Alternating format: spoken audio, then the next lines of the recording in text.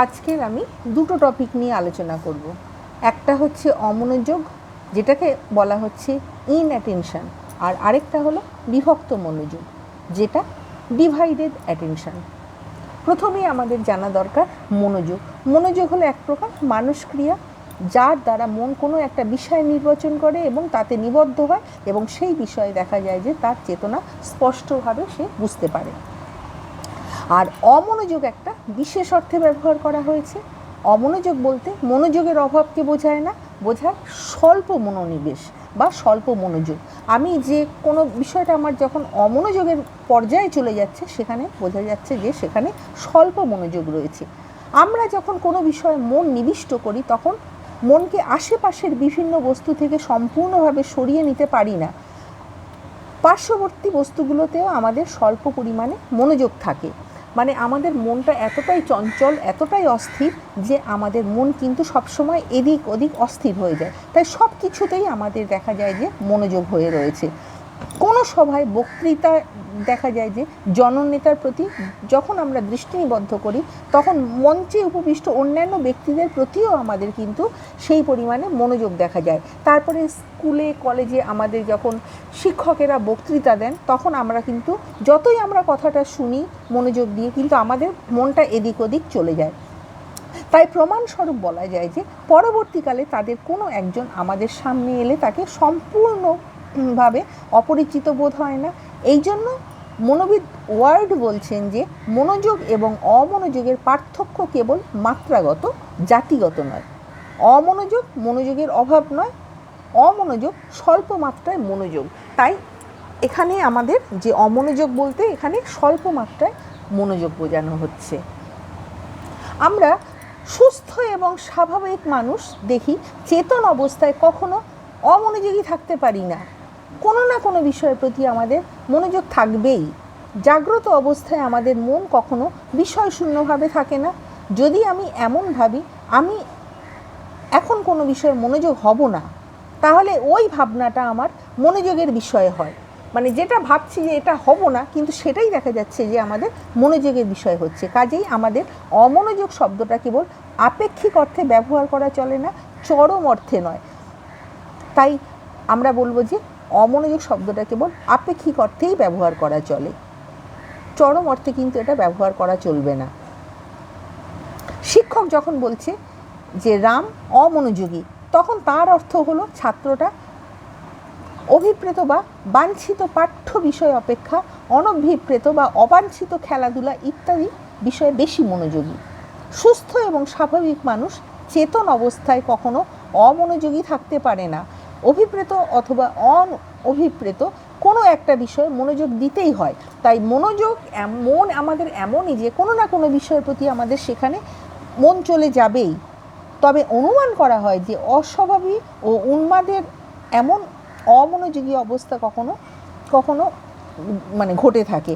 তারপরে যারা বাতুল রয়েছে, মানে যারা বেশি ভাট বকে, তাদের কোনো বিষয়ে মনঃসংযোগ থাকতে পারে না বলে অনেক সময় মনঃসমীক্ষকেরা তারা মনে করছেন। এইবারে আমি বলবো বিভক্ত মনোযোগ, যেটাকে বলা হয় ইংলিশে ডিভাইডেড অ্যাটেনশন। আমরা সাধারণত মনে করি একই সময় একাধিক বিষয়ে মনোযোগ দেওয়া সম্ভব, অর্থাৎ মনোযোগের বিভাগ সম্ভব। কিন্তু বিভক্ত মনোযোগ এক ভ্রান্ত ধারণা। প্রকৃতপক্ষে মনোযোগের বিভাগ করে এককালে একাধিক বিষয়ে মনোনিবেশ করা সম্ভব নয়। অধ্যাপক নাইটদয় বলছেন, যখন এককালে একাধিক বিষয়ে মনোযোগ স্থাপন করা যায় বলে আমরা মনে করি, তখন 3 প্রকার সম্ভাবনার যে কোনো একটা ঘটতে পারে। নাম্বার 1, দুটো বিষয়ের মধ্যে কোনো একটাতে মনোযোগ দেওয়া হয়, অন্যটি অভ্যস্ত ক্রিয়ারূপে তখন চেতনার প্রান্তে চলে যায়। যেমন সেলাই করতে করতে যেমন কোনো দক্ষ ব্যক্তি অনেক সময় দেখা যাচ্ছে যে সে টিভিও দেখছে। এই ক্ষেত্রে সেলাই করার কাজটা দীর্ঘদিনের অভ্যেসের ফলে স্বয়ংক্রিয় কাজরূপে তার হয়ে যাচ্ছে, যাতে মনোযোগের প্রয়োজন হচ্ছে না। কাজেই সেলাইয়ের কাজে দক্ষ ব্যক্তি যখন একই সঙ্গে সেলাই করছে এবং দেখা যাচ্ছে একই সঙ্গে সে টিভি দেখছে, আবার দেখা যাচ্ছে যে তখন যে পড়াশোনা করছে তখন পাঠ্য বিষয়ে তার মনোযোগ থাকে, অন্যটাতে তার থাকে না। মানে যেটাতে তার সবসময় যেটাতে তার অভ্যেস থাকছে সেটা কিন্তু স্বাভাবিকভাবে হয়ে যায়। অবশ্য সেলাইয়ের কাজে যদি কখনো ভুলভ্রান্তি হয়, তখন দেখা যাচ্ছে যে অনেক সময় সেখানে মনোযোগ হয়তো ঠিকভাবে দেয়নি, তখন হয়তো একটু মনোযোগটা ঘুরে গিয়ে তখন অন্য দিকটাতে চলে গেল। মানে মনোযোগ সবসময় যদি খুব ভালোভাবে যদি লক্ষ্য করা যায় তাহলে কিন্তু একটা বিষয়ের উপর মনোযোগ দেওয়া হয়। অনেক সময় দেখা যায় যে দুটো বিষয়ের উপর মনোযোগ দেওয়া হচ্ছে কিন্তু একটা এদিক ওদিক অনেক সময় এলোমেলো হয়ে যেতে পারে। নাম্বার 2, ঘড়ির দোলকের ন্যায় মনোযোগ সর্বদা আন্দোলিত হতে থাকে, এক বিষয় থেকে অন্য বিষয়ে সঞ্চালিত হতে থাকে। আমরা যখন ক এবং খ দুটো বিষয়কে একই কালে মনোযোগের বিষয় রূপে ভাবছি, তখন আসলে যা ঘটছে সেটা হলো প্রথমে কতে, তারপরে দেখা যাচ্ছে খতে, আবার ফের দেখা যাচ্ছে কতে, আবার চতুর্থবার দেখা যাচ্ছে যে খতে। এইভাবে মনোযোগ কিন্তু দেখা যাচ্ছে যে একটা থেকে আরেকটা বিষয়ে সঞ্চালন হতে থাকছে। কোনো এক্ষণে ক ও খ দুটো বিষয়ে মনোযোগ কখনো বিভক্ত হতে পারে না। ধরা যাক আমি রামের সঙ্গে কথা বলছি, আবার পাশে শ্যামও দাঁড়িয়ে রয়েছে, তার কথা শুনছি। এই ক্ষেত্রে প্রকৃতপক্ষে দুটো বিষয়ে কথা বলা এবং কথা শোনা দুটো বিষয় কিন্তু মনোনিবেশ করা যায় না। একটা বিষয়ে মনোযোগ স্থাপিত হওয়ার পরক্ষণেই দ্রুতগতিতে অন্যটাতে স্থানান্তরিত হচ্ছে এবং এইভাবে পরম্পরাগতভাবে দুটো বিষয়ে মনোনিবেশ করা হয়। কাজেই যখন আমরা এককালে একাধিক বস্তুর প্রতি মনোনিবেশ করি বলে মনে করি, তখন আসলে ওই মনঃসংযোগ সমকালীন নয়, তা হলো ক্রমিক। তাই পরিষ্কারভাবে বোঝা যায় যে যখন আমরা মনোযোগ বলছি, দুটো বিষয় থাকলেও সেখানে কিন্তু আমরা যখন মনোযোগ দিচ্ছি তখন সেখানে কিন্তু দেখা যাচ্ছে যে একটার প্রতি আমরা কিন্তু বেশি মনোযোগ দিচ্ছি, আবার দেখা যাচ্ছে একটু তখন এলোমেলো হয়ে যাচ্ছে মাঝে মধ্যে।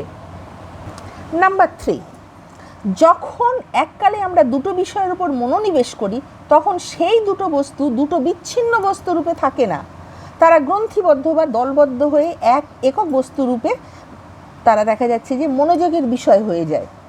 আসলে আমাদের এক ধারণাটা ব্যর্থক।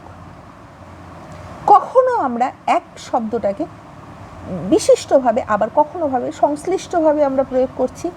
গাড়ির চাকার প্রতিটার অংশকে যেমন এক বলি, তেমনি সমগ্র চাকাটিকেও আমরা এক বলছি। এক বলতে যদি বিভিন্ন অংশকে বোঝানো হয় তাহলে বলা যাবে যে এককালে একাধিক বস্তুতে মনোনিবেশ করা সম্ভব, কিন্তু এক বলতে সমগ্রকে বোঝালে বলা যাবে এককালে আমরা একাধিক অংশের সমন্বয়ে যে সমগ্র, তার প্রতি মনোনিবেশ করতে পারি। যখন আমরা একটা বৃক্ষের প্রতি মনোনিবেশ করি তখন বৃক্ষটার বিভিন্ন অংশের ওপর মনোযোগ বিভক্ত হয়ে পড়ে না, সমগ্র গাছটার উপরেই কিন্তু আমাদের মনোযোগ দেওয়া হচ্ছে।